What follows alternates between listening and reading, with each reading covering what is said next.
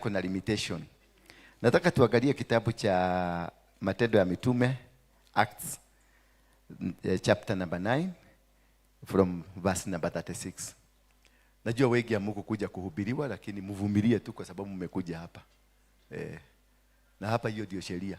Vumilia tu. Najua ile kazi ilikulete hapa sio hii ya kuhubiriwa, maana wewe si mtu wa kupenda kuhubiriwa sana, lakini lazima nikuhubirie sasa kwa sababu umekuja kwa territory ya nani? Huko kwa territory yangu, lazima nikupatie ile kitu nafanya. I have to tell you about my boss. My boss is a sympathetic boss, and my boss is Jesus. Now in Joppa there was a disciple named Tabitha. Tabitha ndio anaitwa Dorcas. Huyu mtu anaitwa Dorcas ni wale watu wanapenda sana kuwa na huruma ya kusaidia watu, kubariki watu. Sijui kama hapa mna mtu unapenda kusaidia watu. Hapa unaweza kusimama na watu, unaweza kufanya kitu na watu. Dorcas, she was rich in acts of kindness. Very rich in acts of kindness. Yani alikuwa anapenda, akiona mtu maskini anamsaidia, akiona mtu anateseka anamsaidia, akiona mtu anafanya kitu. Yani this woman was rich. Yani anaambiwa she was rich in acts of kindness. Mse tulisema tukae padi. Hata wewe tuende ile padi. Ushers, please. If you are not able to usher, you can walk out. Wacha tukae na discipline, tukae na mtaratara mzuri, please. Sasa huyu amejificha hapa kwa kikiki na acha amekaa tu pale. Si unaona hiyo ni kutokujua kazi? Na tukienda biguni ulizo ulikuwa unafanya kazi gani? Unashindwa. Bwana Yesu asifiwe sana. So which translated into Greek means Dorcas. She was rich in acts of kindness and charity which she continually did. Yani every time. This woman hakuwa na limitation. Alikuwa anafanya kazi ya kusaidia. And this one does not mean ati alikuwa tajiri kipesa, but she was rich in the heart. Alikuwa mtu mcha watu, mpenda watu. Mtu alikuwa anasimama na kitu. Na anasema tunaenda kufanya hii kitu kwa sababu of our nation. Tunaenda kusaidia this because of our village. Tunaenda kusaidia this because I want to help these young people to come up. Because if you ask me, why am I doing all these things? Why am I spending a lot of because of these things? Because I believe there is one thing that God has in us. That I am called this time not to come and become whatever I want to become, but because God has chosen me this time to raise somebody or to lift up somebody so that this somebody can come out of the situation they are. Bwana Yesu asifiwe sana. And that is you now. Wewe ambao umechukuliwa, umeinuliwa na umetengwa kwa ajili ya wakati kama huu kuwa msaada katika taifa lako. Bwana Yesu asifiwe sana. Hapa tuko kwa sababu ya taifa, tuko kwa sababu ya kanisa, tuko kwa sababu ya watu wote. We are here because we want to make a change. We are here because we want to stand up and raise a generation that will change. And the generation that itabadilisha. Kwa maana ukiangalia saa hizi, people are completely confused. Watu hawajielewi. Kanisa haijielewi. Binadamu hawajielewi. We are all confused and we are not living like human beings. Kila mtu anaishi maisha yake. Paka unashindwa hii maisha unaishi ni Mungu alikupatia ama ni baka unajua kuna vitu vingine watu wanafanya baka unaona hii si ya shetani. Si ya Mungu lakini pia hii si ya shetani. Maana utakuja kuulizwa na shetani hii na mimi hii siku. Hata Mungu unajua shetani atakaa hapo anasema hapana. Hii tabia hii hapana. Tinie. Hii si yangu hii. Hapana. Umeniyekelea sana hii si yangu. Bwana Yesu asifiwe sana. And then 20 verse 37. And then the Bible says, in those days she became ill and died. Those days. Remember she was good. Remember she was working. Remember she lived a positive life. She lived as a giver, a helper, a person who was doing good things all through. But they reached a time akafa. Bwana Yesu asifiwe sana.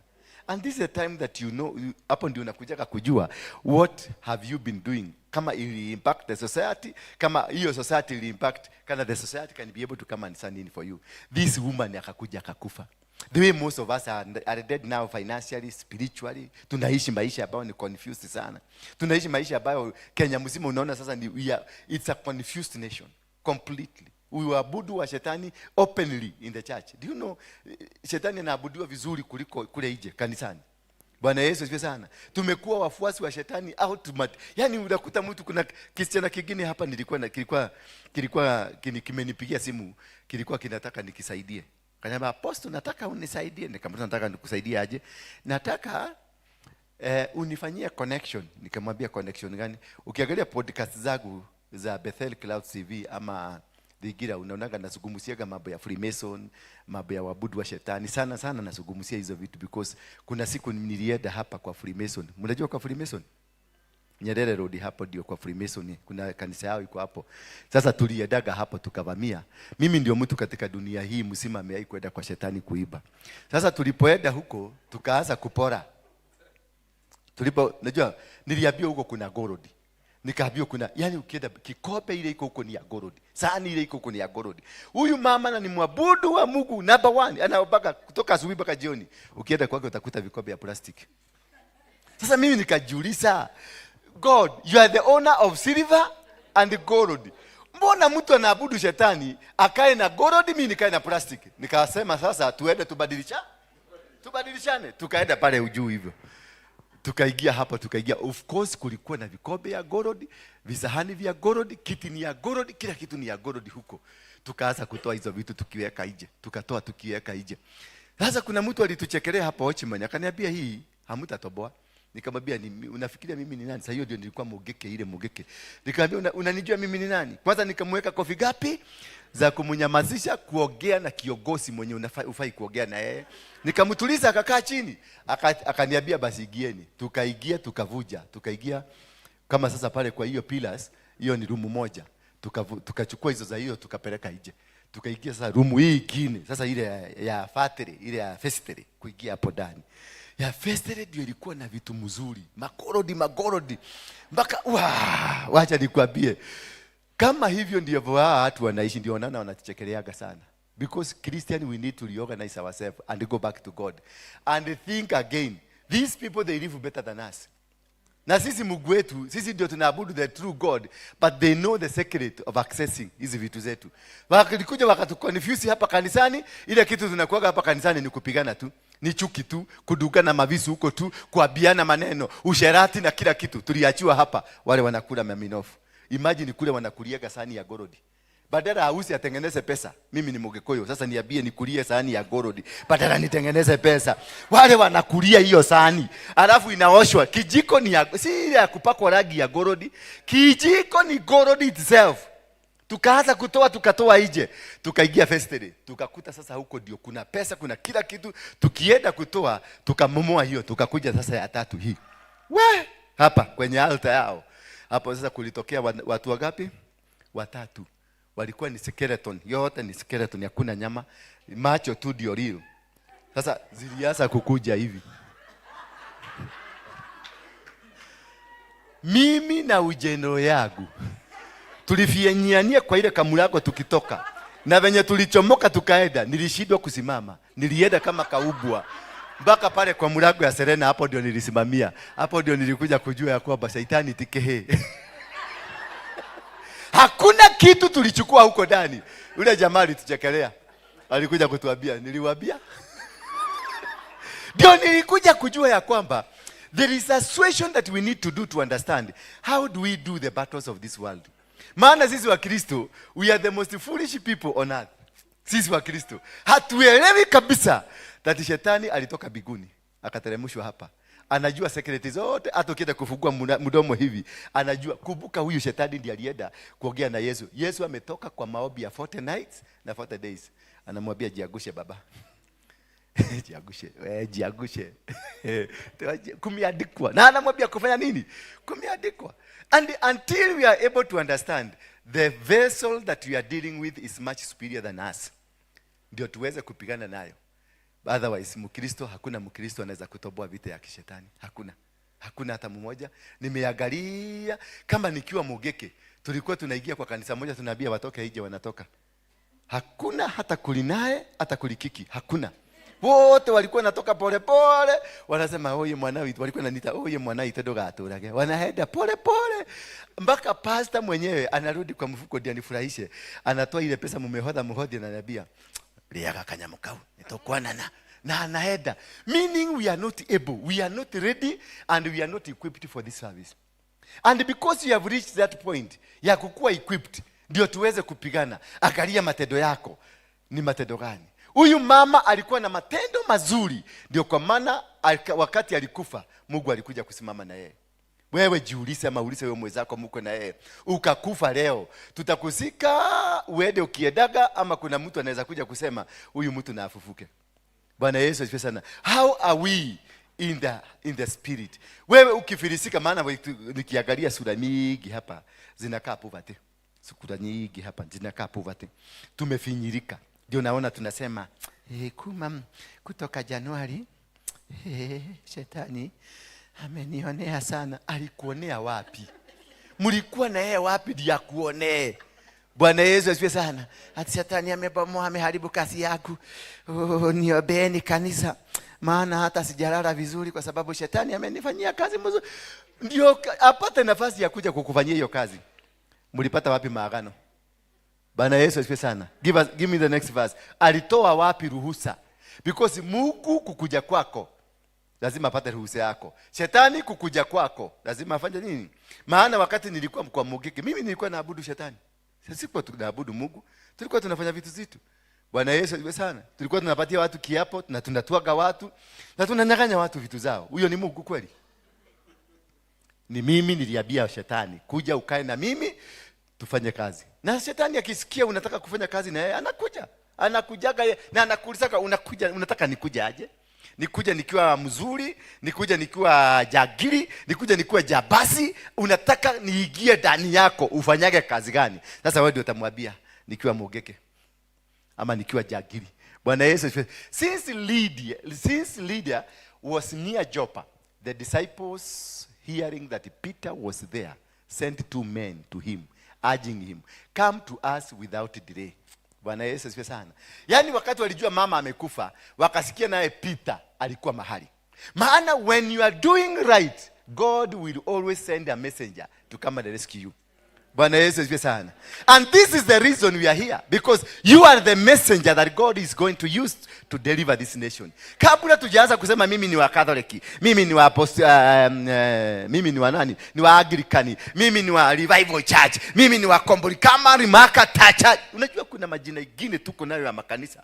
Nilikuwa nazunguka Nairobi kuangalia majina ile makanisa tuko nayo majina. Wala. Baka biguni najua Mungu hawezi atashindwa kutaja hiyo majina. Unasikia Revival and Compliance and World Jesus Manifestation Church. The Miracle Kamonda Rabashikanda Rima Church. Sasa hata Mungu atauliza hii pia ni yangu. Bwana Yesu asifiwe sana. Because badala ya kuona the vision of God, badala ya kuona the plan of God in us, we chose to have our own temples, our own territories, our own small kingdoms that will take you nowhere. Because Jesus never taught us about those churches.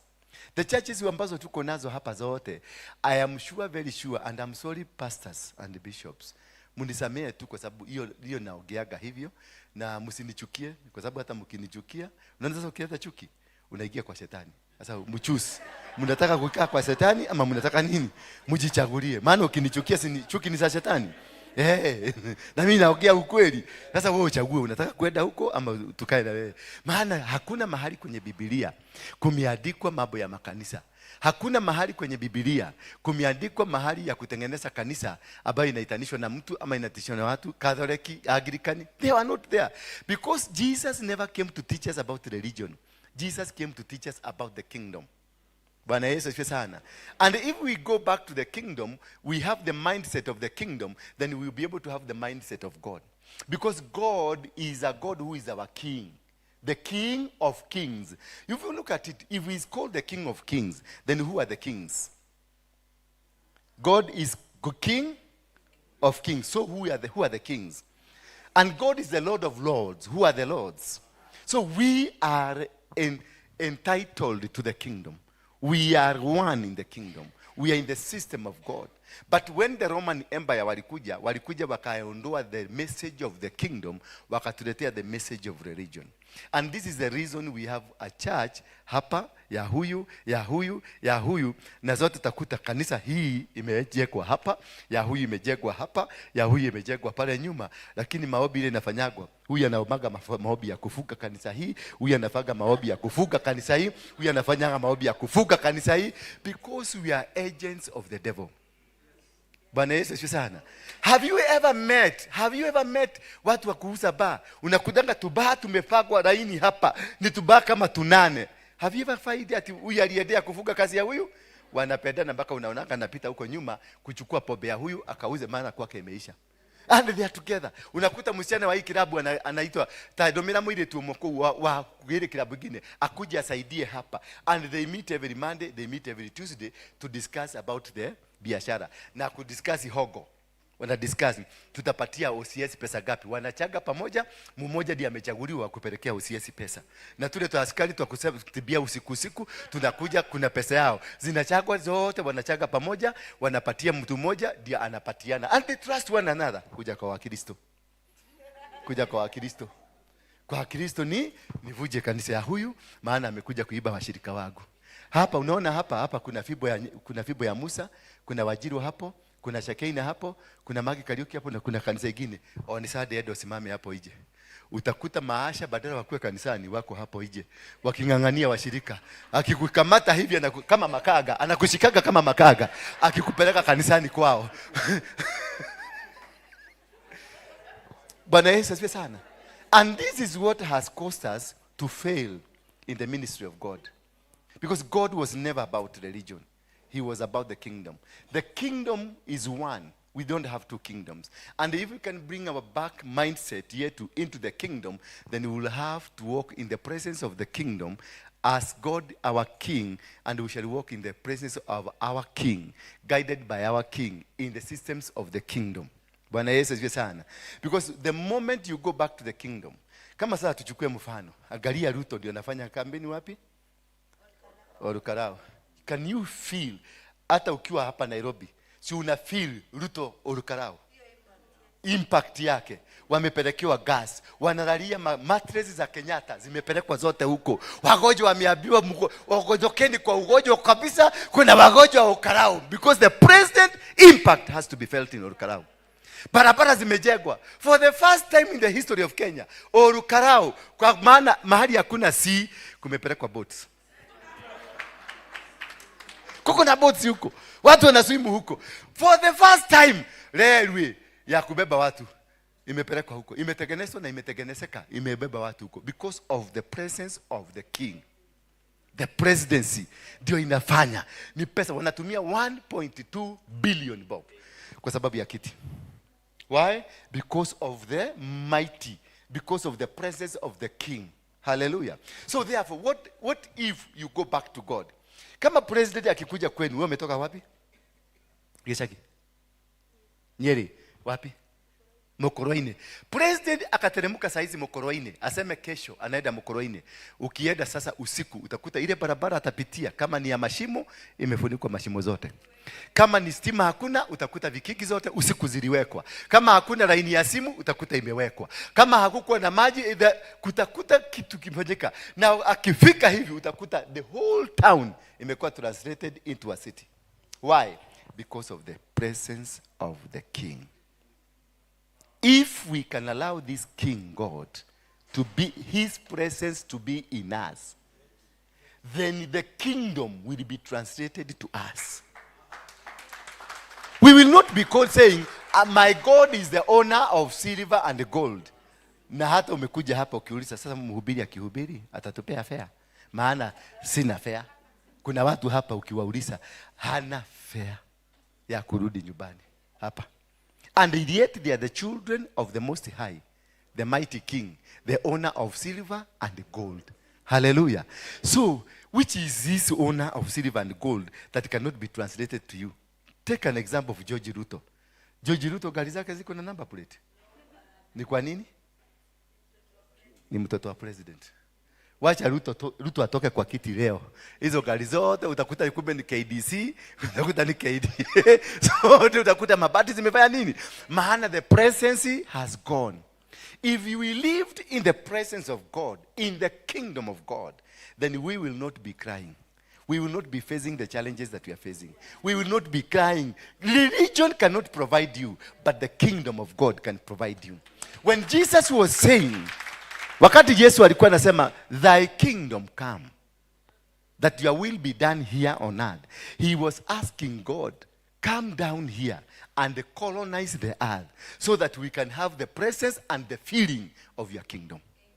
So when you are a church goer, a prayer, a worshiper, mtu ambaye anaobaga mpaka unasikia dunia inatetemeka, na ukienda nyumbani, whatever you are calling does not translate, then you are not part of the kingdom. So my point here is, what do we do? Tutafanya nini ndio turudi kwenye ufalme wa mbinguni, ndio tuenjoy matunda ya ufalme? Maana kuna kitu amiss here. We are not connected. We are not moving together. We should not be crying. Surely, mtoto ya Ruto, kama number plate, gari haina number plate, alafu imeleta baka sairi ya gari zinaitwa nyoka nyoka, zinaenda zikiiba nyoka nyoka. Na hata ikiua mtu, hakuna mtu anaweza kumuuliza, maana ni mtoto wa nani? Wa president. Na kuna madhabahu anafanya nini? Wanainua. Ati kuna nini? Kuna nyoka nyoka, nyoka gari inaidaka hivi, kifanya hivi nyoka nyoka, nyoka nyoka, nyoka nyoka, nyoka nyoka. Na anaenda pale KICC analoji. Na vitoto vyote ukienda hapa, utakuta vitoto kama 500. Viko hapo. Vikigojea hiyo gari ikuje iwabebe, na wanalipaga mia ngapi? 500. Kwa sababu anaenjoy the trappings of power. Bwana Yesu asifiwe sana. You the son and the son and the daughter of the Most High, the King of Kings, the Lord of Lords. Hata wewe hiyo 500 huwezi kuafford. Ama unaweza kuafford kulipa fare? Ubebo nyoka nyoka mpaka South B. Alafu uende uacho hapo tena ulipe 500 ingine nyoka nyoka mpaka Nairobi. Bwana Yesu asifiwe sana. So if we can be able to translate this, our mindset, the king will always be with us. When they had Peter is around, waliposikia Peter is around, they called upon him. Walikibia, wakamwambia kibia haraka, usifanye jambo lingine, kuja hapa, because one of the workers of the kingdom amelala. Bwana Yesu asifiwe sana. The impact ya ule mama venye alikuwa anafanya, vile vitu vizuri alikuwa anafanya, they caused that impact to be impacted pale heaven. Peter akaitwa haraka sana, na alipokuja alifanya nini? Aliambia watu tokeni, because Peter was an agent of the kingdom. Na hawa mama wengi walikuwa namfuata huyu mama kwa sababu ya matendo yake mazuri. Peter aliwaambia tokeni hije. Walipotoka hije, akaambia Mungu, kumbuka this is your. Huyu mtu akilala, aliambia Mungu, huyu mtu akienda nitogochonoka, tutaaibika. Mungu ilibidi amfufue.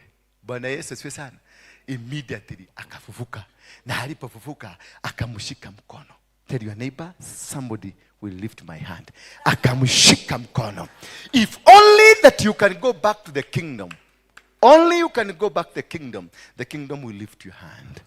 Bwana Yesu asifiwe sana. We are not going to cry. And if we can change our mindset, tuachane na hivi vitakataka vingi tumejihusisha navyo. Turudi kwa Mungu, tulilie Mungu, tuite Mungu, then the world will change.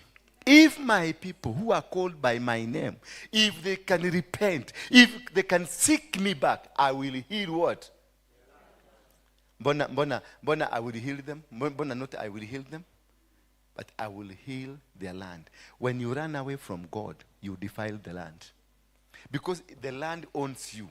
God owns the land, and the land owns you. You are not a vessel of God. You are a vessel of the land. Maana huko ndio ulitolewa na Mungu. So God does not communicate to you directly. Ana communicate na nini? Na ardhi. Ndio unaona katika kitabu ya Jeremia 22 verse 29 inasema, O earth, O earth, O earth, hear the word of God. Hear the word of the Lord. And then the soil was told, the earth was told, write this man down as a man who will never prosper. So Jeremiah could have been spoken to by God. Aambiwe na Mungu, nenda uambie Konaya, hata faulu. Lakini God spoke to Jeremiah, akaambia Jeremiah, nenda uongee na udogo. Nenda uongee na mchanga, uambie huo mchanga uandike. Usifikirie tu, usiweke kwa akili, uandike chini ati Konaya hatawahi kubarikiwa. And this is the secret of understanding these things. The only thing we need to understand is in Genesis chapter number 1 verse 26. And God made man and a woman in his own image and character. And then he gave this man and woman dominion over everything on earth. So the dominion is the kingdom. Dominion is a spirit to be able to rule, to be able to control. That is why we have a king and a dom. Kingdom is king and a dom. King is a man. Dom is the spirit that is dominion. So the dominion does not come from anywhere. Dominion comes from God. It is a power that given to you by God. A power to be able to dominate. And akamwambia, subdue the earth and control it. I have given you everything. Mami, the earth was given to you. You subdue it and have dominion over it. Bono nararagaja. You have dominion. You have dominion. And the earth was told to be under you. Why do you sleep without money? Why do you struggle? Why do you have these challenges? If God gave you dominion, if God told you to subdue the earth, why are you facing the challenges you are facing? Don't you see there is a miss? Kuna makosa iko. Kuna kitu ambacho hakiko. So as we get into understanding these kind of things, understanding and getting in this kind of situation, to understand first, we need first to go back to God and retrace ourselves from the source so that we can be part of the kingdom. Because right now we are not part of the kingdom. We are outside the kingdom. That is the religion. Religion has never helped anybody. Religion does not change anything. Religion is just a slavery kind of a move in your heart, in your brain, in your systems. But if you go back to kingdom, then you will be able to access the things of the king, the trappings of powers, the systems of God. We are able to access them because we are part of the kingdom. This is why he said, if the people called by my name, if they repent and come back to me, I will heal their land. Then I will return. It means I will return back to them the kingdom and the dominion so that they can be able to live on earth like they are supposed to live. Because nobody of us is supposed to live poor. Hakuna. Bwana Yesu asifiwe sana. Nobody of us is supposed to be poor because I have the dominion and I was given mandate to subdue the earth, to eat from the earth, to multiply and replenish. But now, what we are doing, we are praying to God to give us money, to give us wealth, to give us things. Yet he gave you. Bwana Yesu asifiwe sana. Wakati alikupatia dominion, he gave you power. Alikupatia nguvu ya dunia ya kupata na kuaccess anything that is on earth. So when you go back kwa Mungu, Baba nikumbuke watoto wangu wamefukuzwa, nikumbuke sina nyumba, nikumbuke God is not even, he cannot even hear. Because anataka kuuliza wafanyikazi, huyo mtu anasema nini? Atiana nyumba. Si umwede umwambie nyumba nilipatiana iko ndani ya mti. Aende akata mti atoe nyumba hapo ndani. Because God gave us. Kama ni kiti unataka kukalia kiti aliificha ndani ya nini? Ndio you go back to the trappings of God, to the systems of God, the system, the kingdom of heaven. Then itakupatia secret, ikwambie kiti kimefichwa ndani ya mti. Sasa wewe ukate mti utengeneze wapi? Kiti. Unataka gari, akwambie gari imefichwa ndani ya wapi? Ya mchanga. Bwana Yesu asifiwe sana. Wacha hii atishika hapa waya. Naona magari matano. I can see Prado imeshuka in the mighty name of Jesus Christ. Shika, inua mikono yako juu hapo. Inua mikono yako, kuna gari inateremka. Gari ya nani? Gari ya nani? Ndani amekwambia kuna gari imewachwa kwa barabara. Ni you understand gari inakuwa kwa nini? Kwa mchanga. Enda huko kwa mchanga, tafuta gari, choma hiyo mchanga, itakutengenezea mabati itakuwa gari kwa barabara. The mysteries of the kingdom. If you can be able to understand the mysteries of the kingdom, we are not to go back kwa Mungu kumuitisha vitu already ameshakupatia. We need only the connection. The connection. We reconnect our back to God. The moment we reconnect our back, all of us to reconnect back to God, God will introduce you to his systems. Bwana Yesu asifiwe sana. Atakupatia favor, atakupatia grace, itakuwa juu yako. Everything that you want will be given to you because the Bible says, Jesus alisema, ask and it shall be given. Seek and you will find. Knock and the door will open. So that is why we are here today. As intercessors. I know they have another group, but as intercessors, this is what we now coming to understand, the mysteries of the kingdom. So that when we start praying, we know what we are praying. Ni nini tunaomba?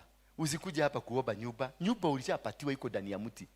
Usikuje kuambia tu watu washike waya hapa kuna gari inateremka. Gari imetengenezwa na Mchina na Mjapanese. Na huyo mtu hajui hiyo Yesu yako, hajui. Hajui, na ukimwambia Yesu atakupiga na mawe. Bwana Yesu asifiwe sana. Anajua gari alitoka kwa mchanga, alitumia akili ili alipatiwa na Mungu. Alitumia akili akatengeneza gari. Maana tulipatiwa hii ubongo hapa katikati hapa kuna kitu inaitwa medulla oblongata. Iko na kitu ya white. Ukienda kwa Mjapanese ako na hiyo kitu ya white. Na wewe ukitobolewa uko na hiyo kitu ya nini? Hiyo ndio sasa talent ambayo tulipatiwa na Mungu. Yesu akaambia ati kulikuwa na tajiri mmoja. Mmoja akapatia talenti 5, mwingine 3, mwingine 1. Hapo akauliza, tuelezee yako ilienda wapi? Tuelezee zako zilienda wapi? Hiyo ndio swali tutaulizwa tukienda mbinguni. Ile ubongo ulipatiwa na Mungu, uliutumiaje? Usirudi kutuambia ati Mchina hataenda mbinguni. Wewe ndio hautaenda mbinguni, maana ulipatiwa ubongo na haukuutumia. Hebu niambie, taangalia hapa kanisani hii. Hii microphone ni ya nani? Hii mkeka ni ya nani? Hii chuma, hii glasi ni ya nani? Hii speaker ni ya nani? Hiyo TV ni ya nani? Hiyo nguo umevaa ni ya nani? Hii Biblia ya makaratasi ni ya nani? Ni nani amehubiri Mungu kuliko ule mwingine? Apart from mimi hapa kusida kupayuka. Baba anasema tunaenda, tutakenda, hakuna goti halitapiga magoti. Hallelujah. Apart from that, what is here ambayo inasifu Mungu imetoka kwa brain yako? Kunayo? There is nothing. Hatire ama nionyeshe moja hapa ambaye imetoka kwa brain yangu. Hizi zote zimetoka kwa Mchina mwenye hataenda mbinguni. Wewe ndio utaenda. Yeye ametengeneza dunia hii imekuwa mzuri, yeye ndiye ataenda kwa sababu wewe unajua kibiblia, wewe ndio utaenda huko juu. Are you see? Unaona Mungu alikiwa mjika level hiyo? Surely. Hello. I'm talking to. Tusemesane tu. Who is likely to go to heaven between you and them? Because alitumia. Tukifuata hiyo principle ya talents. Tukifuata principle ya nini? Ya talents. Because aliuliza, yako ulitumia namna gani? Yako ilifanya nini? Yako. So let us also go to the principles of understanding. Mungu anatakaka tukae namna gani? Ndiye akupatie ubongo. Alikupatia ubongo ya kufanya kazi gani? Ndiye akupatie mikono. Alikupatia mikono ya nini? Ya kufanya kazi gani? Maana anasema nitabariki kazi ya mikono yako, si kazi ya mdomo yako. Halo. Sasa Wakristo wamegeuza, mimi nikiomba baba linasheterere rabakanto doroboshekete ati chakula itaingia kwa nyumba. Utatoka hapo, uliwacha hakuna chakula, ukifika nyumbani utakuta mlango iko na kufuri. Na ndio unaona watu wameenda Katoroni ati kumekauka sana. Anaenda Katoroni, anaenda Heaven's Gate kuomba, akirudi anakuta kufuri 3 zimewekwa kwa mlango. Bako unashindwa. Yaani ninaomba, the more I'm praying, the more I'm facing the persecutions. Why? Because you don't understand what God wants you to do. You are confused.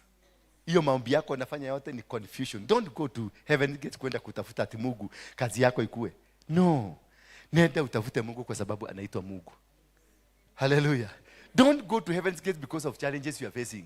Go worship God there. Leave the rest. Hiyo ingine akili amekupatia. Hiyo ingine mikono amekupatia. Akamwambia Joshua, mahali utakanyagisha. Mahali utafanya nini? Utamiliki. Si ufanye hivyo Joshua alifanya. Bwana Yesu asifiwe sana. Kumiliki hahitaji prayers. Kazi ya mikono hahitaji prayers. Kazi Yeremia akasema mimi siwezi kusema mimi ni mtoto tu. Mungu akashika mdomo wake, akatoa maneno ya kujihisi hawezi. Akamweka maneno yuko na power. Akamwambia kutoka leo utakuwa ukisema kile nimekuambia useme na kikakuwa kikifanyika. So unaenda Heaven's Gate kutafuta nini?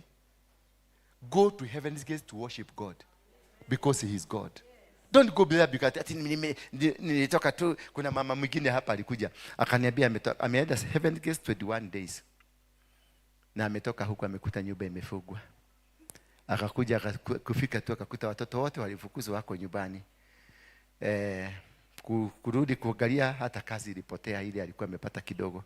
Nikamwambia kama ni mimi Mungu ningekuua. Kama ni mimi. I wish, and that is why God alifunga mlango tusimfikie, kwa sababu ningeenda huko that moment ningekimbia kunimwambia maliza huyo. Unawezaje kuacha watoto wako hujawalipia school fees? Uache nyumba yako hujalipa rent. Uache nyumba yako hakuna chakula, uende Heaven's Gate. Ati umeenda kuomba. Unaenda kuomba nini? Wathi gwetia ki na akili cia gwetha. Kwani hatutumiagi akili kutafuta, because tushapatiwa hiyo akili. Bwana Yesu asifiwe sana. Mikono ushapatiwa, nitabariki kazi ya mikono yako ama nitapatia nini? Umefanya kazi umetafuta kazi ya kufanya ukakosa kubarikiwa. Mimi wakati tulikuwa waizi, I was a bank robber. Tulikuwa tunaomba kwanza. Tunaambia Mungu, ulituambia utabariki kazi ya mikono yetu. Hii ni buduki nimeshika na itatumika. Na mahali tunaenda kuchukua tutashika kwa mikono yetu. Baba tukubuke. Tukifika huko. Na tukienda huko, unakuta baka yeye pia analala chini. Na ni risasi moja tu tunalipiga juu. Baka yeye pia analala. Manager wote watu wanalala chini. Tunachukua safe tunaenda. Maana tuliambia Mungu, tukamwambia kubuka ulituambia. Kazi na kubaraka ziko kwa mikono yetu. Mungu si wa Kristo peke yao. Mungu ni wa Muislamu, Mungu ni wa Mchina, Mungu ni wa Mwizi. Yes, wacheni kujionaga kama nyinyi Mungu ni wenu peke yenu. Nikiomba with the right principles ambazo zimesemekana kule biguni, I'll be given. Tulikuwa tunaenda tunaiba, hakuna kuua mtu. Hakuna mtu tuliua. Mimi sijawahi kumwaga damu ya mtu, lakini nilichukua mapesa. Kuna mahali nilichukua 60 milioni hapa. Yes, na nikakaa mzuri. Sasa hiyo Wakristo hapa, Wakristo walikuwa huko, manager kwa alikuwa pastor wa Winners Chapel, manager wa huko. Alinaya kajaribu, nothing happened. Alilala chini prat. Watu wa Mungu wakuja wachukue vitu. Because of failure to understand how do you communicate with God. Bwana Yesu asifiwe sana. How do you communicate with God? If you can be able to understand how you communicate with God, you will be able to know how to operate with God. Wacha hii sarakasi. Tuachaneni sarakasi. Tutafute the principles of the kingdom. How does God want us to pray?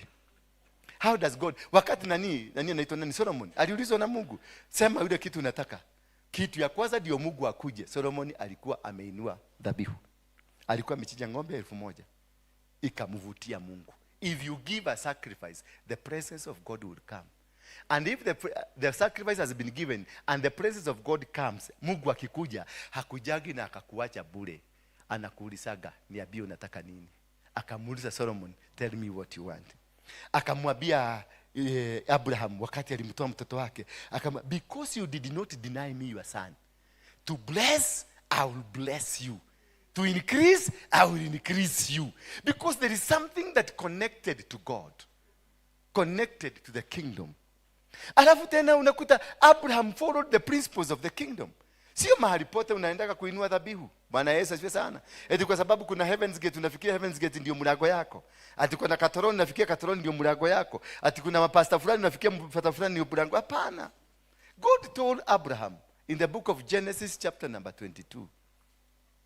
After these things God tested Abraham. Ndivyo Biblia yako imeandikwa? After these things God tested Abraham. Akamwambia nini? Take your son. Sema 1. Take your son. 1. The only son, Isaac. 2. Whom you love. 3. Hiyo ndio sacrifice. Hizo raka zingine wachana nayo. This sacrifice must have a name, must have a reason. Why are you giving it? Sio kukuja ati mimi nimekaa ile shida napitia, nikaona niko na 1000, nikasema tu acha nilete kwa nyumba ya Mungu ndio hata Mungu anibariki. Hiyo sio sacrifice. Hiyo umeleta kwa sababu ya shida. We don't offer sacrifices because ya shida zetu. We offer sacrifices because God has asked us. Akamwambia Gideoni, nenda kwa zizi ya baba yako, kuna ng'ombe wawili wa miaka 7. Akamwambia Solomon, nenda kwa mlima Gibeoni uchinje ng'ombe 1000. Akamwambia Abraham, nenda uchukue mwanao wa kipekee. Na akamwambia ni nani? because a sacrifice must be specifically having a name. Then not every mountain is a mountain. Akamwambia nenda kwa mji unaitwa Moria, in one of the mountains that I will show you. Bwana Yesu asifiwe sana. So a sacrifice must be God guided. You just don't come here kwa sababu umesikia umeona Waroige kwa YouTube unaleta mapesa hapa, because huyo ndio unaleta mapesa, unaleta mataito, alafu ukikaa miezi mbili nothing is happening, unaenda kusema huyu hata ana Mungu. Ni Mungu alikutuma hapa ama uliniona kwa YouTube? Were you sent here by YouTube or God? Yes, because you thought kwa sababu niko na jina, mimi niko na connection na Mungu. What told you I'm worshiping God? Nani alikwambia ni Mungu wa mkweli na abudu? Seek from God. Let God direct you. Anakutuma kwa Waroige na anakutuma kwa sababu ya kusudi hili na hili. That is how God operates. Lakini kwa sababu ya kazi hatupendi kusikiliza, hatupendi kufundishwa, hatupendi kuelewa. Alafu na sasa nakuta sisi mapasta, maaposto, watapeli. Nikisikia uko na pesa, nitakunyoa vizuri. Bwana ananyanyesha.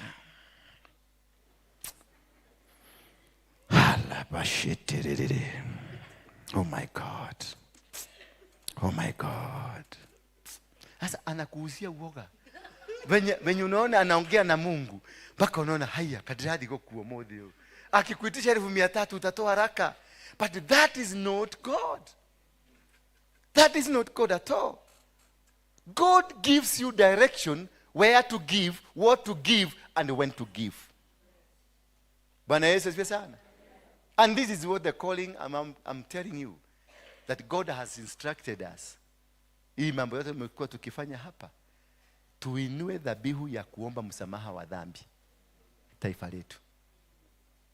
Na ametuambia ni wapi? Na ametuambia ni what we do. Mwanzo kabisa tumeenda Jacaranda. Akatuitia watu. That's not our work. Mimi sikutangaza hiyo mkutano. Bwana Yesu asifiwe sana. Sikutangaza. Sikutumia pesa yangu hata duduru. Hizo vitu zote uliona kwa sikutumia, hata chopo uliniona nayo sikutumia. God instructed people. Nenda kwa mtumishi wangu. Wale watu waliona kwa kiwanja hakuna matangazo. Kutangaza mkutano kama huo unahitaji roli kama 20 na ma TV na ma radio. That was not my work. I only agreed to hear what God is telling me. Uende Jacaranda, ukifika Jacaranda nitakuitia watu. This is what you will do. Uende umwage mafuta chini, useme hakuna damu itamwagika 25. Kuna damu ilimwagika? Just following instruction. Just following instruction. Doing the right thing at the right time. If we can be able to follow the instructions of God, I am telling you, nuna haka kakudi haka kadogo hivi, we are able to change this nation drastically. Huyu mtu mnasema anaitwa Kasogo. Huyu mtu mnaitaka Kasogo. Kwani yako na nguvu gani yenye haina Mungu wetu? And why are we crying here? Ati Kasogo ameiba uchumi, ameharibu uchumi. Ni pesa ngapi yako amekula? Mami niambie. Alikuja kwako saa ngapi? Kuna pesa yako imepotea kwa nyumba? Kuna pesa imepotea kwa nyumba? Kuna kikombe yako imepotea kwa nyumba? Ni gani hiyo mnasema ameiba? Because we are confused, we don't understand. We got the power, we got the tongue. Jeremia alitolewa maneno ya kusema siwezi. Akapewa maneno ya kusema ninasema. Akaambiwa mahali popote utaenda, neno nitakalokuambia uliseme litasemeka. Sasa Mungu ametupatia nguvu ya kusema Kasongo aende nyumbani na hataenda nyumbani. Ya kusema Kasongo asiende nyumbani na hataenda nyumbani. Hiyo hamwezi kupiga makofi. Because you are driven by mentality ya man. What if Kasongo is a president from heaven? What if ametumwa tunyorose ndiye amefanya tufike hapa? He is a vessel. Me, I know Kasongo is a vessel. A heavenly vessel. Na hamtamtoa mpaka mrudi mahali Mungu alimtuma kuja afanya kazi. As long as nyinyi mtaendelea kuwa na ukora na ujabasi kanisani, Kasongo haendi mahali na ataongezewa miaka mingine. I can assure you for free. Haendi. Maana Kasongo was not said here kuwa a soothing president. It is a president to make you go back to God. Kazi yake yote si kutengeneza uchumi. Kasoko si wa uchumi. Kasoko si wa kufanya maendeleo hapa. Ndio unaona maendeleo yake akiweka hii inaanguka, akiweka hii inaanguka. Alitengenezwa akunyorose urudi kwa Mungu. Na until umenyoroseka urudi kwa Mungu. Huyu mjamaa hedi hata mumwombea akufe, mtakufa mtamwacha hapo. Na hata ngojeka mnasema ati anakoda akinona. Saizi yako sawa? Si mlikuwa mnasema masikio yamekuwa dogo. Ataendelea. Mnasema ati sasa ako karibu kukufa, mtakufa, mtazikwa, mumwacha akiendelea. Until the time you go back to God. Until the time you surrender, you tell God, we want you to guide us. Want you to lead us. Until muondoe hiyo maneno mlisema, wewe Mungu enda ukabumusike tutajichagulia mfalme. Si nyinyi ndio mliambia Mungu? Mapastors, waonoku, mimi nilikuwa mmoja wao kutagulia. Tukiambia Uhuru tuondolee ushetani. Mimi ndio niliambia Uhuru, ondoa ushetani karibu na sisi. We have our own president. Na hata natembea hivi, we have our own what? Says, where is this our own president? Where is he now? Our own president. Where is he? Kube Mungu alisema, okay, ni wewe mnataka? Shikeni. We failed to understand how does God operate. God does not operate the way we operate. He operates on his principles and conditions. It is our role to go and ask God, give us the right leader that pleases you for this season. What? Did you get me? A leader that pleases God for what? This season. It's not a leader that you like. It's not a leader because he's a Mukikuyu, he's a Mukamba. The leader for the season. Moses came for the season of liberation. Na wakati liberation yake ilitoka kutoa wana wa Israeli kutoka Egypt, alipowatoa from Egypt, he became irrelevant. Completely irrelevant. Ndio unaona watu wamezunguka 40 years. Because he was not called to go take people huko. Ni kuwatoa Egypt, kuwapeleka. Wakati aliwatoa Egypt na wakatoka, wakavuka River Jordan, wakaenda, he became irrelevant. Then God had to kill Moses to bring a person for the season. Hallelujah. The season was now kung'oa watu kwa mashamba. Musa hageweza kung'oa watu kwa mashamba. Joshua was prepared for the job. So he had to kill Moses akufe. Bwana Yesu asifiwe sana. Ndio alete Joshua. Na akaambia Joshua, si maombi, hapa si maombi. Musa alikuwa na maombi. Ni wa miracles. Ni nini umeshika kwa mkono? Ni fibo, agusha chini, inakuwa nyoka. Nini umeshika kwa mkono? Ni fibo, goga hiyo mawe.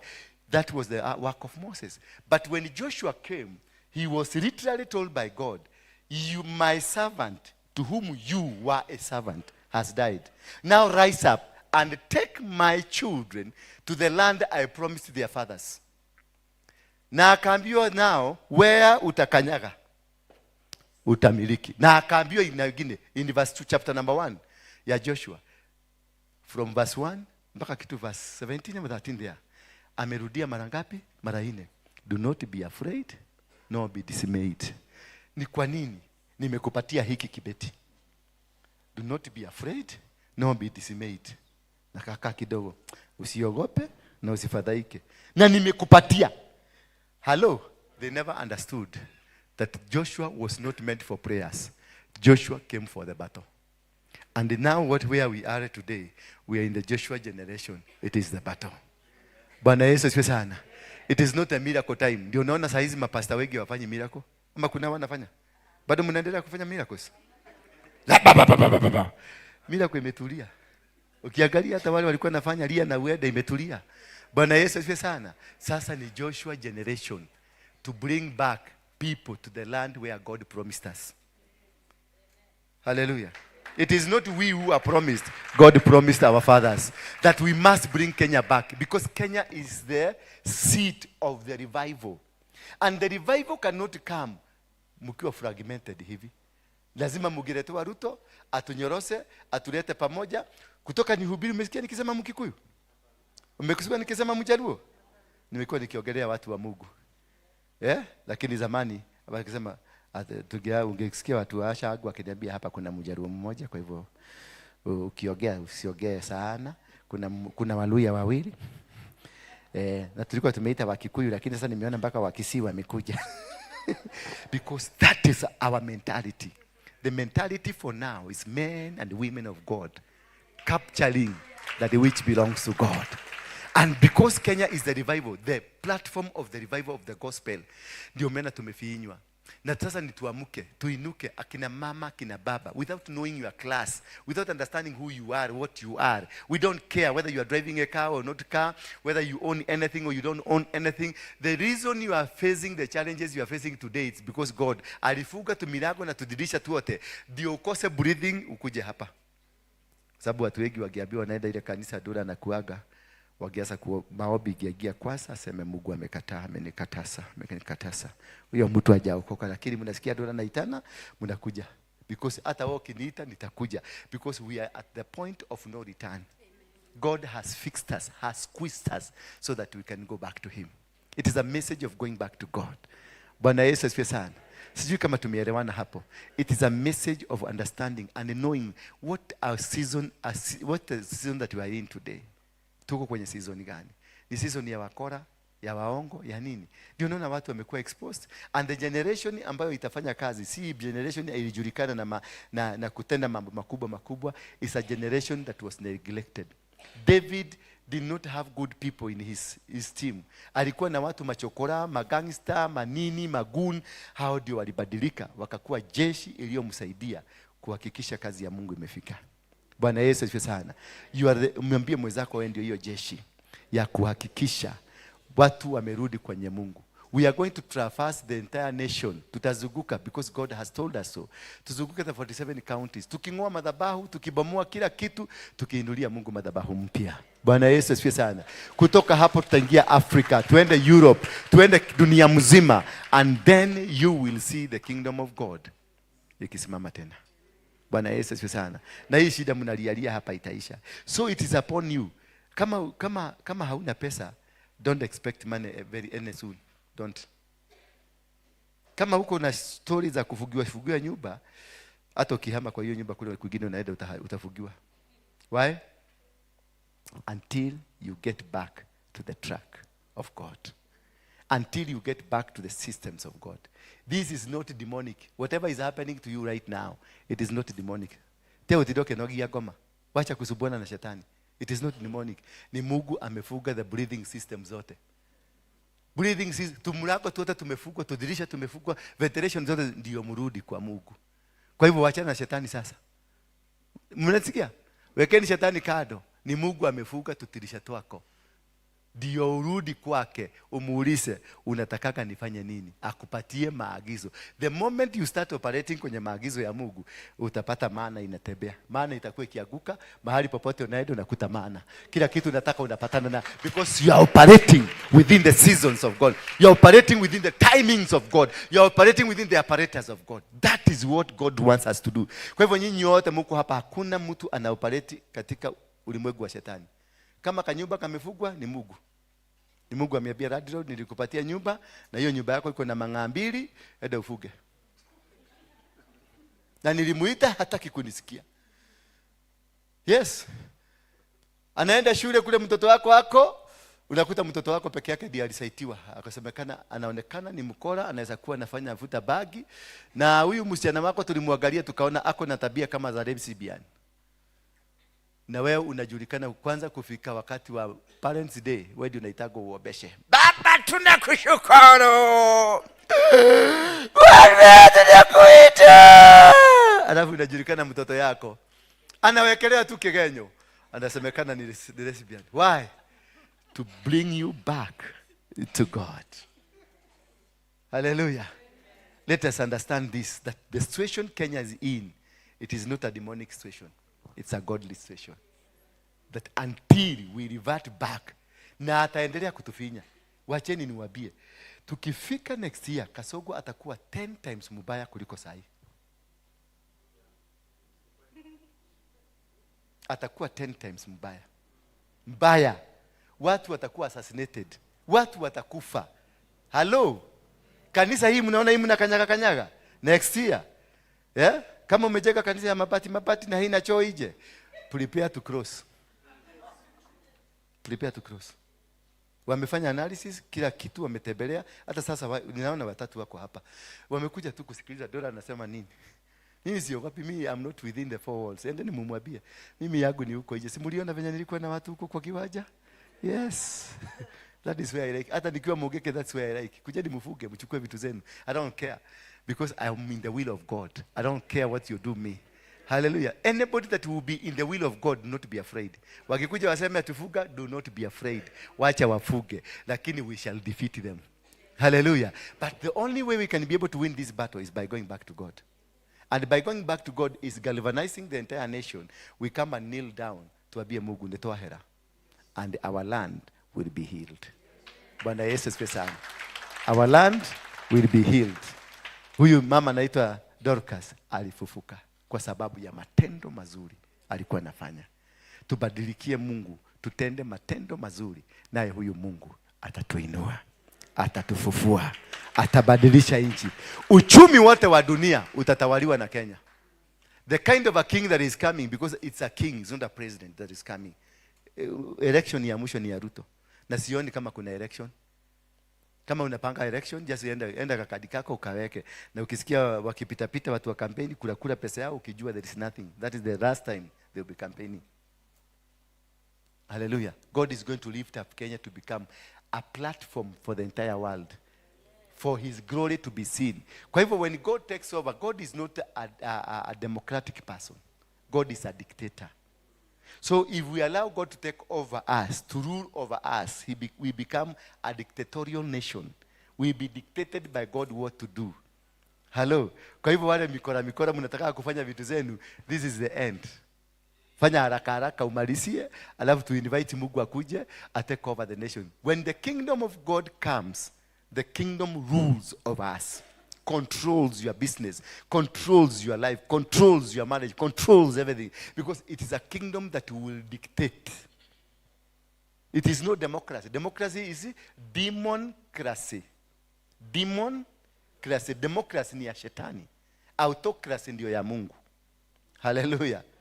That's a topic for another nation. Democracy ni kishetani. Ndio nana into a democracy. Hallelujah. Ndio naona wanataka kutuletea LGBTQ. Juzi Ruto alienda kuomba pesa akaambiwa, nenda waambie wanaume wasuagane kwanza. Tutaangalia venye wamesuagana ndio tujue tutawapatia pesa gapi. That is the condition of getting any foreign donor. Hiyo ndio condition. Kupata pesa kutoka nje, lazima wanaume tuangaliane vizuri. Na wanawake na wao wamenyane. Hiyo ndio condition ya kupatiwa pesa ya IMF na World Bank. Halo. Na hii serikali ya hawa watu, hii ya Hustler Nation, ukiangalia ndio wapate pesa, maana Uhuru alikuwa amefuka tu account twao. Hawa watu wa LGBTQ ndio waliwapatia ile pesa mingi. Ndio liona yule mama anaitwa Belinda, ni Melinda what? Ule wa yule president alitolewa. Ule wa America. President huyu alitolewa. Joe Biden bibi yake si alikuja hapa. Alipofika pale kwa kiwanja ya ndege, ni nini ilifanyika kwake? Mliona? Nguo yake iliinuliwa juu, akabaki na kasuruali. Na alikuwa ameletea Ruto pesa ya kusema sasa tuendelee na hii kazi. Na wakati huo ndio uliona usagaji uliongezeka sana. Sasa usagaji uko mwingi, hata kwako unaweza kuta bwana yako ni msagaji. Kuna kijamaa kinakuja kati wanafanyaga kazi pamoja. Kumbe si kazi, amekuja kujiburudisha. Wewe unaenda, wanakuambia nenda dukani. By the time you rudi, wasafanya, because it is an altar. That is an altar. Lesbianism and gayism is an altar to defile you from God, so that Lucifer can be able to have a footprint in Kenya. That is why wameleta UN hapa. Headquarters za UN, because we have consented to that thing. Ndio iimarishwe, because Kenya being the revival, they want to stop the revival by all means, and by defiling Kenyans. Na ndio naona wachungaji wengi ni magay na wengine ni malesbian. Waokoko wengi ni magay na ni malesbian. Watu wengi wa biashara wengi ni magay, ni malesbian. Viongozi wengi, hawa viongozi karibu wote, hawa ma MP karibu wote, 70% they are gays na malesbian. Hii kitu walituwekea hapa ni kage. Aka hapa railway hapo railway roundabout hiyo, unaona hiyo? Unaona hiyo kitu kamewekwa hapo katikati? Hiyo ni nini? Ni gay. Hapo chini si ni kitu ya round. Hiyo ndio kitu ya mama. Hiyo kitu imepita juu, imependa. Si angalia mpaka imetengenezwa vizuri, imechokwa kule juu vizuri. Ni kitu ya baba, ni kitu ya mama imeingia kitu ya baba. Ama kitu ya baba imeingia kitu ya mama. Sasa Nairobi imefanya nini? Imeigizwa. Hiyo ndio madhabahu ile inatawala Nairobi. Na iliwekwa hapo specifically to defile the city. And these are the things that I want us to go around. Hii hapa roundabout hapa. Ukipita toka tu angalia hapo. Enda uiangalie, kama wewe ni mama utajiona hapo chini, na kama wewe ni baba utajiona huko juu. Na imetengenezwa vizuri. Huyo mzee ameanza ameiona vizuri. So these are the things ambazo nataka kama watu wa intercessory. We must first do kitu kinaitwa spiritual mapping. Bwana Yesu asifiwe sana. When Moses was to liberate the children of Israel from Egypt, waende huko, alituma watu 12 spies. Wakaenda kuspy, kuona miti ya huko, wanyama wa huko, wadudu wa huko, mashamba ya huko, maji ya huko, ndio wamletea report. Waliporudisha report, 2 walirudisha report different from others. 10 walimwambia Musa, hai huko hapana, tutigihota, hatuwezani huko. Lakini 2 walisema the same statement, ni kweli hivyo wanasema hawa, ni kweli. But if we go with our God, hapo hakuna kazi. Bwana Yesu asifiwe sana. So first of all, for us to go with our God, are we connected with our God? That's the question. If we go with our God, that is good. Yes, we can go with our God. But are we related with our God? Do we have a relationship? So first of all is to build a relationship with God. Because our God will destroy this one. Hii kitu itaanguka. Tutarudi tuende hapo Buge. Ukiangalia Buge kule Buge ndani, unaonaga Buge pale Buge wamekaa hivi. Hiyo kitu iko hapo inakaa ni kama bendera ya Kenya. What is that? For those who have gone to school? Yeah? Hiyo kitu imekaa hivi. Wanasemaga horse what? Horseshoe. Wanasemanga hivyo. Pale chini, unaona pale Sajid Atamu amesimama amekaa kwa Buge. Si kuna kitu imekaa kama shield, kama roof. Kama nini? Hapo, hii ya kukanyanga ya ng'ombe. No, that's a vagina of a woman. That's a vagina of a woman. Bwana Yesu asifiwe sana. Na hiyo ni madhabahu. Ukiangalia juu parliament uone venye imejengwa sairo hiyo bado. Ukirudi upande pale Nyerere pale Serena hapo chini kuna Karugu. Fibo ya Moi yatuongoza kwenda wapi? Fimbo ya Moi yatuongoza kwenda mbele. Wangapi wa siku hiyo? Fimbo ya Nyayo. Bwana Yesu asifiwe sana. Mzee Moi kabla kufa alisema atarudi nchi hii for 100 years. Niambie mtu mmoja outside him mwenye ameokosa Kenya hii. Kunaye? Mtasema Kibaki was KANU chairman number 2. Life member number 2. Na hata hakuwa resign, alikuwa life member ya KANU number 2. Moi ndiye alikuwa life member number 1. Nani alirudi after Kibaki? Uhuru alikuwa mtoto wa nani? Kenyatta alikuwa nini? KANU. Nani alirudi after Kibaki, after Uhuru? Kasongo ni KANU. Bwana Yesu asifiwe sana. Anayengangana kutaka kuingia huko ni nani? Nani anangangana sasa kutaka kuingia huko? Rigathi Gachagua. Weka Moi hapa, kichwa ya Moi hapa. Na uweke kichwa ya Rigathi hapa. Kuna similarity?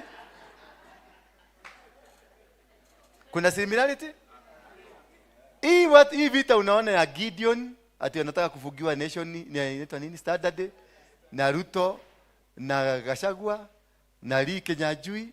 These are siblings, ni watoto wa baba mmoja kuzaliwa. Ni watoto wa baba mmoja. It is sibling rivalry. Hallelujah. Yes. Hapo hakuna mtoto ati ni watoto wa baba mmoja. Na ndio wanatutawala. Na ndio wanatuongoza. economically, physically, politically, kila kitu. So you need to understand that is an altar ambayo inatusubua hapa.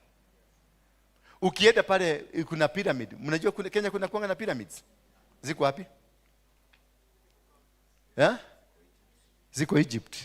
Wapi kwingine kuna pyramid? Unajua? Wapi kwingine?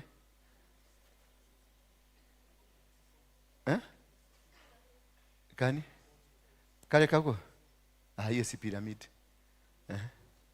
Ni Egypt tu. Si ndio? Wewe fikiria sana. Nenda Uhuru Garden. Zile ziko hapo Uhuru Garden ni nini?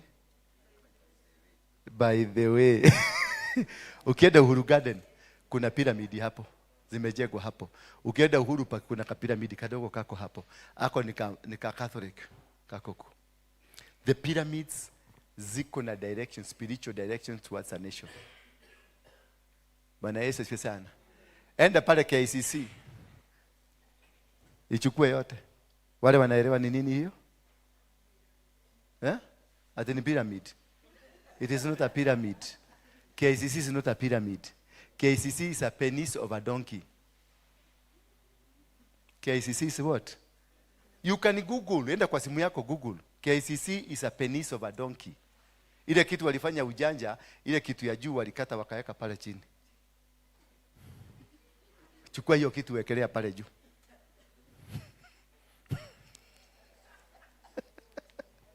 Bwana Yesu asifiwe sana. Then from there we have a tunnel. Umetoroka? Bye. We have a tunnel. Kutoka kule Nyerere, kule kwa hiyo kanisa ya Freemason, there is a tunnel. Imekuja KICC, imekuja bunge, imekuja pale archive. Nyingine imekuja Jogoo Road. Alafu ingine imeenda State House. Hiyo ingine imeenda kanisa ya St Andrews. Hapo ndio operations zote za taifa hufanywa. Hiyo mimi niliingia wakati nilikuwa nimeenda kupora, kuiba kwa shetani. Kuna tunnel.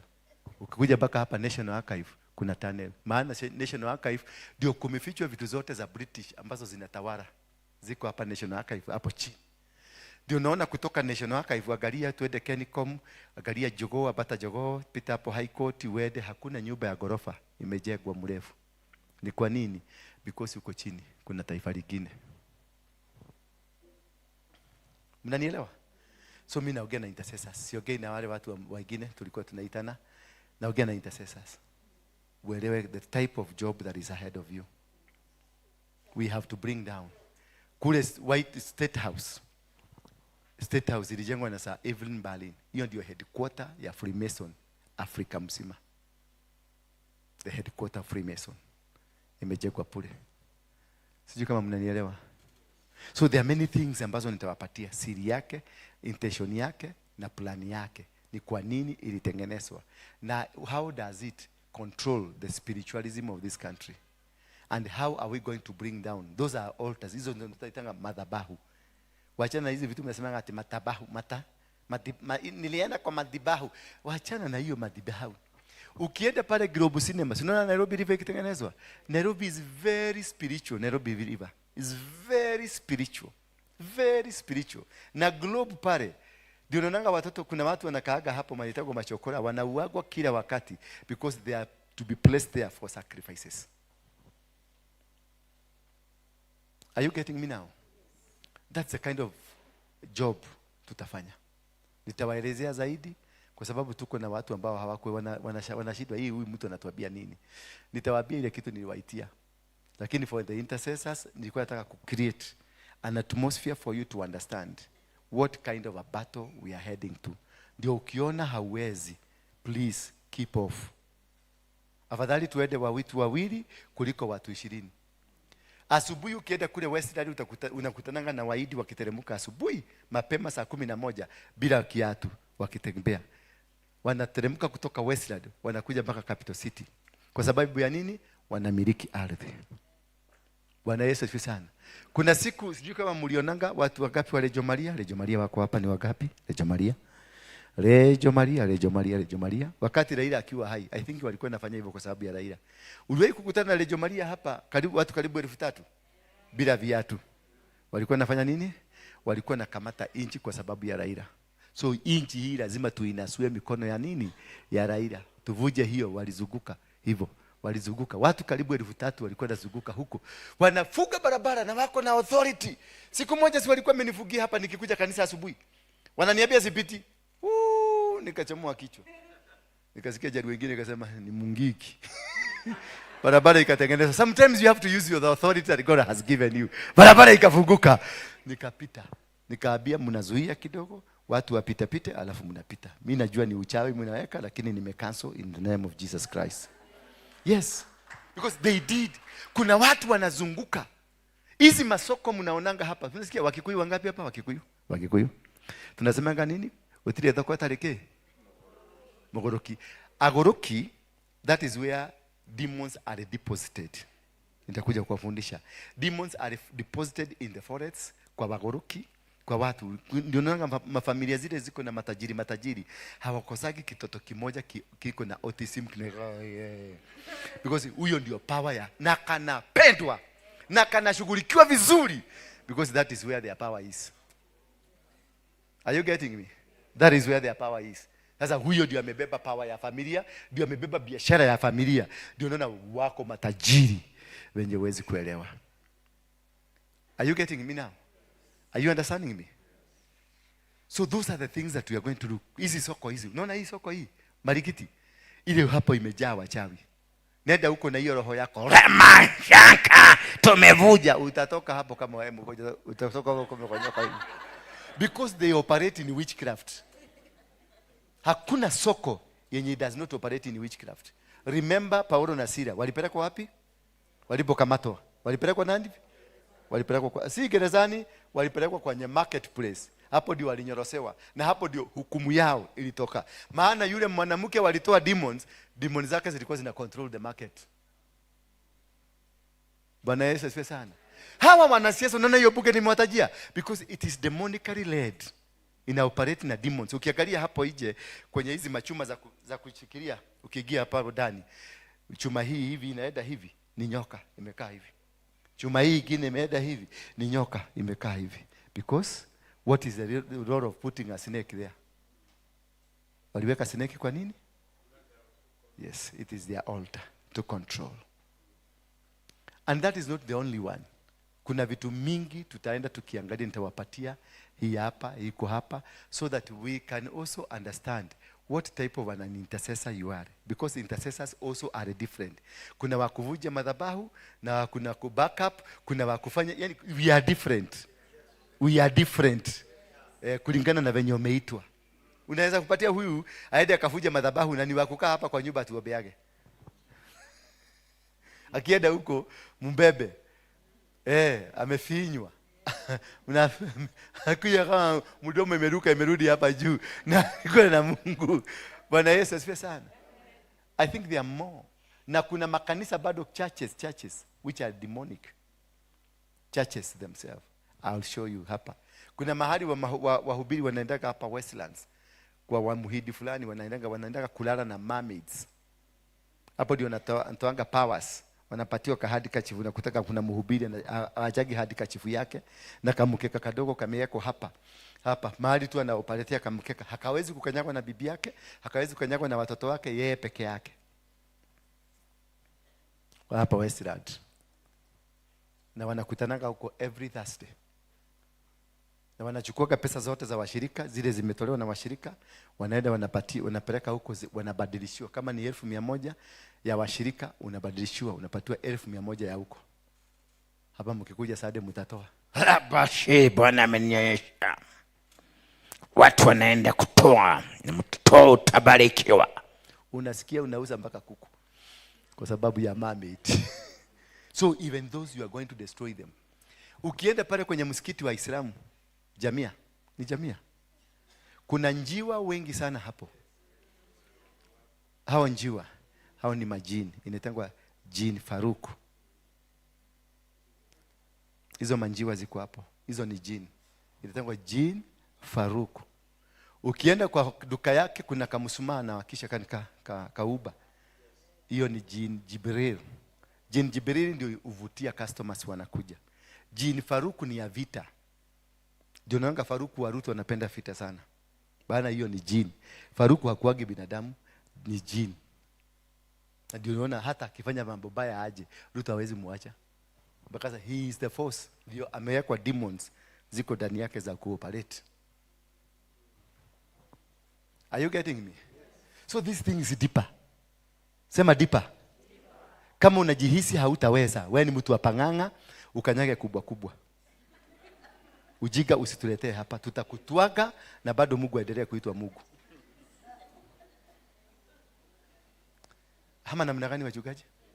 Si ni kweli? We are liberating the nation. We are changing the systems. We are invoking God akuja take over.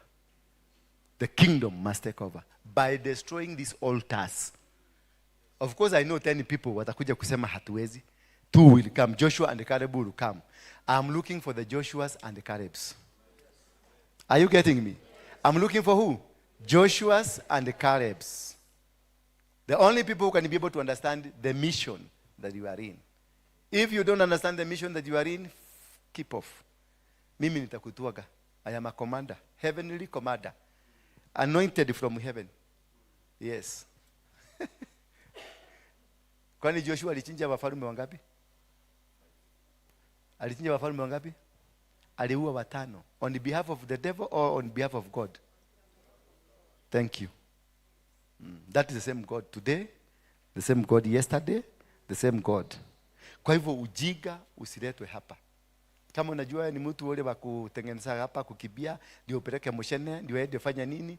Mimi niko na uwezo wa kukujua. Unajua lazima niwauzie uoga.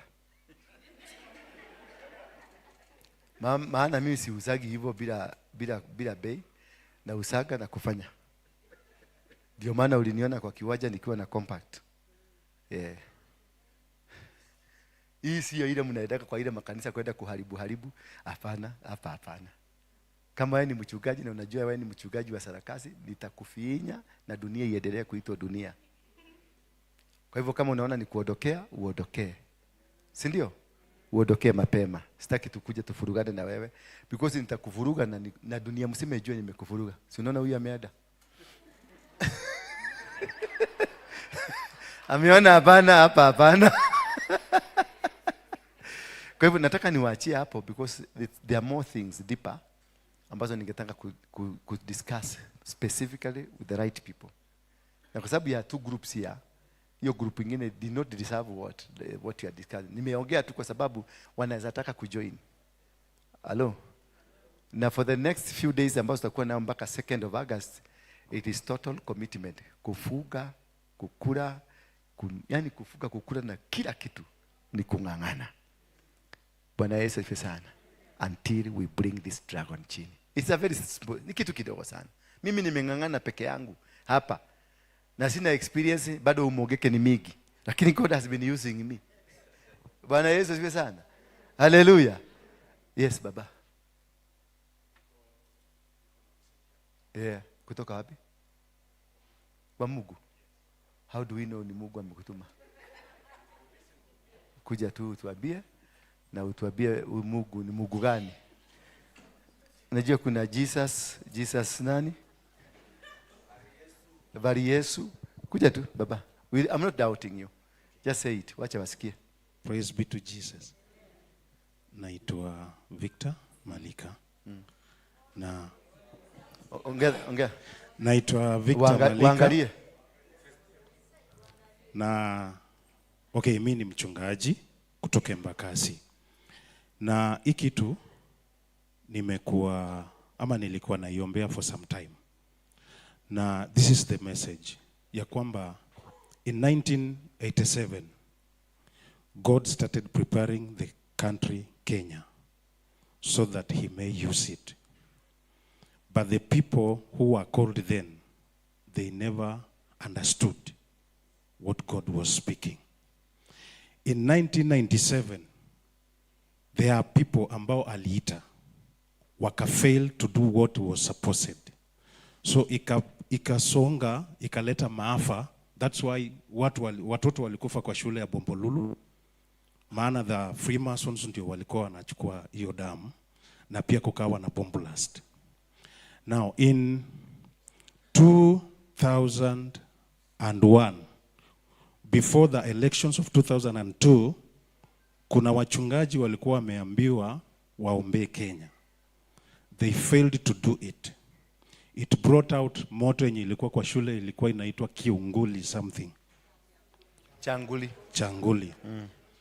Now after that, he raised his servant, one of his servants in this Kenya. Na akampea nguvu na uweza wa kukusanya watu venye unafanya. And he preached a lot. Maybe you know him. Na akamwambia kwamba take over Kenya spiritually. But kwa sababu ilipofika 2007 akafikiria Mungu amemwambia akuwe the president of Kenya. That's why it led kwa maafa ya damu. But he was supposed akusanye watu venye unakusanya. Now 20 years later, God has raised you, and this is the message. Jeremiah chapter 51 verse 20 to 24. I have made you to be an axe of battle. With you I will break the nations. So he is saying, utakusanya wanasiasa wote, watakuja. But don't follow their path. Follow the path ambayo amekupea, because he is using you. All over Kenya, kusanya makanisa yote. Kuna some people who are prominent in this country, ambao ni wako na makanisa. They'll come to you and try to entice you so that you may not go to that way, uende ile njia wao wanataka. Anasema kwamba do not listen to it, follow the right path. Thank you. Thank you. I receive it. Yeah. Anybody with another message? Yes. Yeah. By God's grace. Bwana asifiwe. What I call him my son. Kuja hapa. What he is doing, Mungu amemgrace. I have come with Adorcas here. She is feeding about 500 children and empowering women. Hiyo mtaongea kwa ofisi. Amesema anataka kuja kukuona. Empowering business also in textiles and blessing ladies and dressing pastors and bishops. Thank you. Thank God you. bless you. Somebody else? As we close. Kuna mwingine hapa? Praise God. I'm humbled servant of God. I just want to confirm through your testimony, sometimes when you speak, people think like, ni mchungaji wa aina gani huyu? But through your testimony, I lingered with the Micah chapter number 3. The Bible says, because my people have left me, doing their own things, ataharibu kazi ya mikono yenu, Mungu mwenyewe ataharibu. So what is speaking, it is the voice of God. Kwamba kwa sababu mmemwibia Mungu, Mungu atainua waharibifu katika maisha yenu. So I've been following you, and about the altar, God also want to lift a new thing in the land about the altar. God is starting with the church. Thank you. Thank you. Thank you. Thank you very much. Mwingine? Another voice? Another voice? Yes. Back there. Peleka maiki kule nyuma.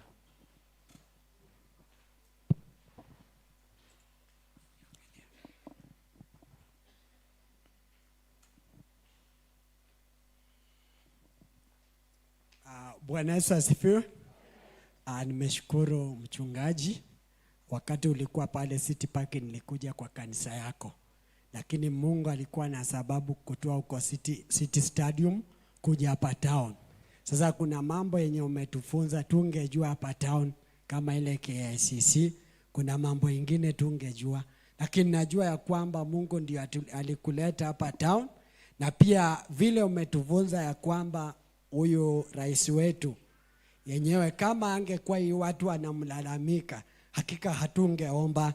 Ndio maana wakati walikuwa wamesema na mfalme watu wasiabudu Mungu, kama utapatikana utatupwa kwa moto, lakini ule aliendelea kuomba. Mtumishi wa Mungu aliendelea kuomba, wakina Danieli wakatupwa kwa tundu la simba. Sana shukuru mchungaji, ametupa nguvu ya kuendelea kuomba. because tukiomba sana hii mambo ya hasola, hii mambo ingine itavunjika na tutapata kwamba breakthrough na kanisa zetu zitapona, taifa la Kenya litapona. Nimeshukuru vile Mungu amemuinua, sababu yeye aongei politics, anaongea mambo ya Mungu na mambo ya kuinua hii taifa yake. Sasa sisi wachungaji tufuate roti yake ya kuomba na tumusupport, na tukimsupport Kenya itaendelea, Nairobi itapona. Pia kuna wachungaji wenye Mungu aliwainua kama Ezekiel Kasarani, lakini hii message ya mchungaji itasaidia sisi kufuata ground yake, na pia itasaidia kuomba zaidi ili mambo ibadilike Kenya. Tusilie uchumi, sisi tuendelee kuomba ili mambo ibadilike. Ni hayo tu, nimeshukuru sana. Asante. Thank you very much. Naomba tusimame ndio tuweze kufunga mkutano huu. Ndio niwaruhusu mwende nyumbani. Unasikiaje kutoka siku ile uliokoka? Unasikia poa? Unasikia umebarikiwa? Unasikia kitu kinasema Baba, katika jina la Yesu Kristo nakushukuru. Fungua tu kinywa chako, mshukuru Mungu kwa sababu ya leo. Mwambie Baba, nakushukuru. Asante kwa uwepo wako, asante kwa baraka. Asante kwa kutuwezesha, kutufanikisha na kutufaulisha. Asante tena kwa kutupatia maneno mazuri ya kutuelimisha na kutuweka katika mpango wako. Na kuomba ukatuwezeshe tukaa kwenye njia zako. Usikubali tukaweze kuondoka kwenye njia ambayo umetupatia. Usikubali maadui wakatuinukia. Usikubali tukaweze kushawishika tukaondoka kwenye mipango ambayo ulitaka tukae. Wewe ni Mungu muumba mbingu na dunia. Hatutarudi nyuma, tutafanya kazi yako. Asante kwa watumishi wako ambao wamenena, umewatuma wakanena. Asante kwa maana tumesikia. Asante Jehova. We thank you, we give you glory. In Jesus' mighty name we pray.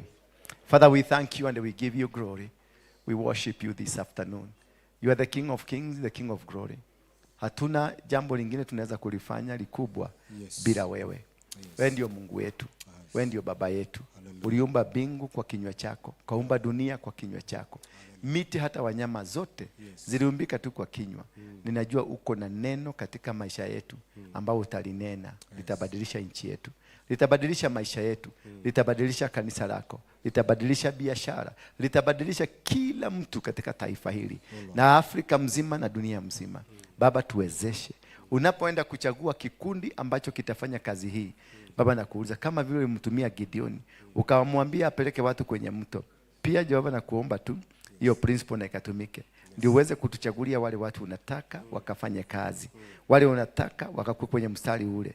Kusiwe kuna watu ambao watakuja kwa sababu hawajui ama kwa sababu hawaelewi ni nini, ila kila mmoja wetu apate elimu yako, apate fikira yako na aweze kujua mind yako iko namna gani. Tuongoze tu na utubariki. In Jesus' mighty name. Somebody say amen. Amen. Thank you. So after this, you may be seated. After this, kuna wale waliletwa na Lydia. Watu wa Lydia, nitawaona the other side as you take a cup of tea.